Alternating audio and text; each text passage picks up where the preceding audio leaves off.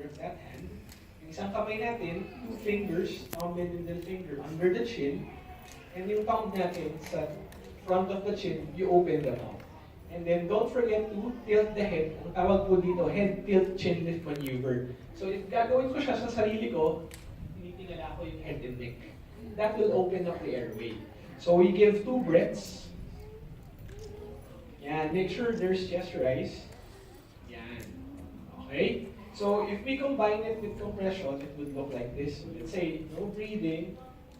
1, 2, 3, 4, 5, 6, 10, 11, 12, 13, 14, 15, 16, 17, 18, 19, 20, 2, 3, 4, 5, 6, 7, 8, 29, 30.